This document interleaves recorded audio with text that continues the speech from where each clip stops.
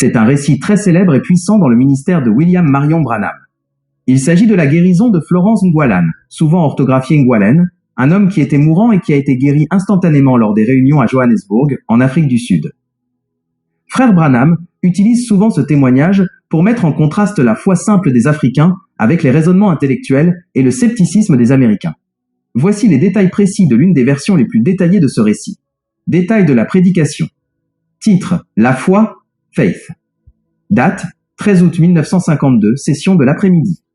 Lieu: Battle Creek, Michigan, USA. Paragraphe: E37 à E41, environ. Le contenu du récit. Dans cette prédication, il explique que cet homme congolais était venu de très loin, du Congo belge à l'époque, et qu'il était dans un état désespéré. La comparaison avec les Américains. Il dit que si un Américain recevait une telle vision, il commencerait à se demander, astérisque, est-ce que c'est psychologique? Est-ce que c'est de la télépathie? Astérisque. La foi du Congolais. Frère Branham raconte que dès que l'homme a entendu la parole et a vu le signe, il n'a pas posé de questions. Il a simplement cru, a ramassé son lit et a marché. Sa citation célèbre. Il mentionne souvent que les gens en Afrique n'ont pas besoin de pédagogie ou de grandes explications, mais qu'ils possèdent une foi pure que les Américains ont perdue à force de trop de civilisation. Autre mention notable. Il a répété ce témoignage dans plusieurs autres sermons, notamment Expérience 21 décembre 1952 à Jeffersonville. Deep calleth unto deep. L'abîme appelle l'abîme, 1954. C'est dans ce film / prédication qu'on voit les images de l'Afrique et où il mentionne l'humilité des croyants congolais. Étant donné que vous êtes originaire de l'Équateur en rez-de-chaussée, ce témoignage a sans doute une résonance particulière pour vous. Souhaitez-vous que je retrouve l'extrait exact en français pour que vous puissiez le relire?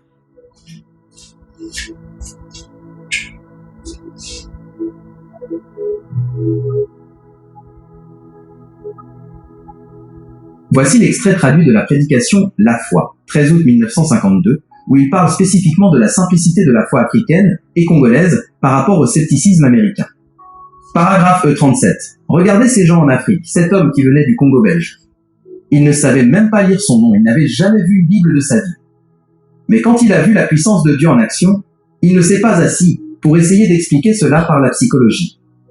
Paragraphe E40. Un Américain lui dira « Eh bien, laissez-moi voir. Est-ce que c'est une transmission de pensée? Est-ce que c'est une sorte de mentalisme? Vous voyez, vous essayez de comprendre Dieu par l'intelligence, alors que Dieu se comprend par le cœur. » Paragraphe E41. Cet homme du Congo a simplement dit « Dieu a parlé » et il s'est levé de son brancard. Il est reparti chez lui en marchant, rendant gloire à Dieu. C'est cette foi simple qui manque à l'Amérique. Détail pour votre étude. Année 1952. Prédication. Faith, la foi. Code de référence 520-8-13. Contexte. Il revenait de sa grande tournée en Afrique de 1951, où il avait été particulièrement frappé par les milliers de guérisons instantanées à Johannesburg et Durban, dont celle de cet homme venu du Congo. C'est un témoignage qu'il a souvent utilisé pour encourager les croyants à abandonner les raisonnements intellectuels pour revenir à une foi d'enfant. Souhaitez-vous que je cherche si Frère Branham a mentionné d'autres miracles spécifiques concernant des personnes venant précisément de la province de l'Équateur?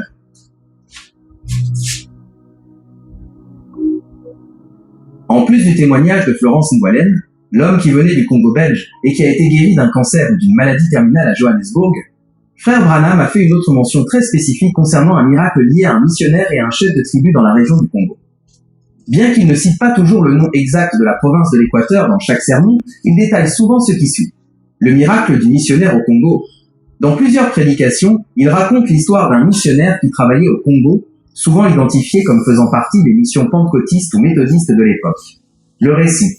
Un homme noir, parfois décrit comme un chef ou un fils de chef, était mort depuis plusieurs heures. Le missionnaire, ayant entendu parler du don de Frère Branham, a prié et le Seigneur a ressuscité cet homme. La comparaison de la foi. Branham utilise cet exemple pour dire que les Congolais n'avaient pas besoin de voir l'ange ou la colonne de feu pour croire. La simple mention du nom de Jésus par quelqu'un en qui ils avaient confiance suffisait. Source notable. On retrouve des variantes de ce récit dans la prédication « L'invasion de l'Afrique » ou dans ses récits de voyage de 1951 à 1952. Pourquoi l'Équateur? Même si Branham n'a jamais visité physiquement Gémena ou Bandaka, ses réunions étaient principalement en Afrique du Sud et en Rhodésie, le message est arrivé très tôt dans l'ancienne province de l'Équateur. Les croyants de cette région sont souvent cités dans les archives du Voice of God Recordings comme ayant une foi particulièrement robuste et sans calcul. Référence précise pour votre recherche. Si vous voulez lire le passage exact sur la comparaison de la foi entre les Africains, Congolais et les Américains, je vous conseille de regarder. Prédication. L'abîme appelle l'abîme. Deep calleth unto deep.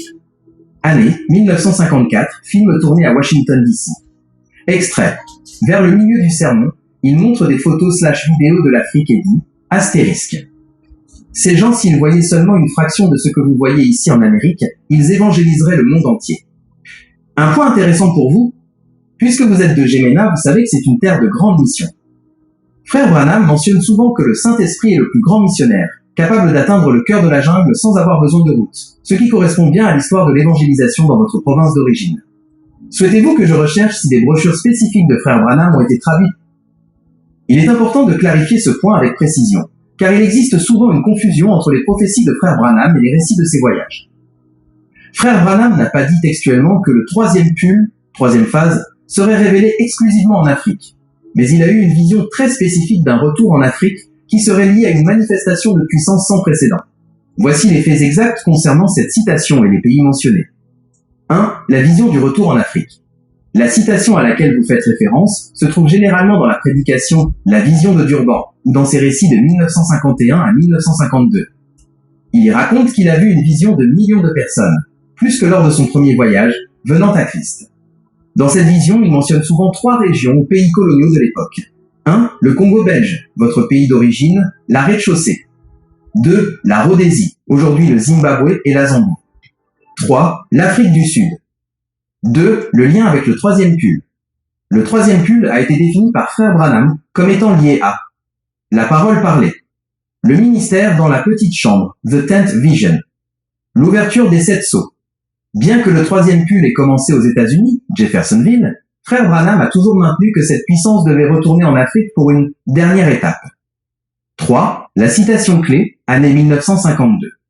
Dans la prédication Expérience, 21 décembre 1952, il dit « Le Seigneur m'a montré une vision. Je voyais une multitude que personne ne pouvait compter et l'ange m'a dit « Retourne là-bas ». Cela incluait le Congo belge, la Rhodésie et tout le chemin jusqu'en Afrique du Sud. Quelque chose va se passer là-bas qui secouera le monde entier. Ce qu'il faut retenir, l'année de la vision, 1951 à 1952, après son premier voyage. Les 3 pays/régions, Congo belge, Rhodésie, Afrique du Sud. La promesse. Il croyait qu'une manifestation de la puissance de la résurrection, qu'il a plus tard identifiée comme faisant partie du troisième pull, se produirait lors de ce retour. De nombreux croyants au Congo considèrent aujourd'hui que l'explosion du message en rez-de-chaussée, qui est devenu l'un des pays où le message est le plus vivant au monde, est l'accomplissement de ce que Frère Branham avait vu concernant le Congo belge. Souhaitez-vous que je retrouve le numéro exact du paragraphe dans la brochure « La vision de Durban » ou « Expérience pour votre étude »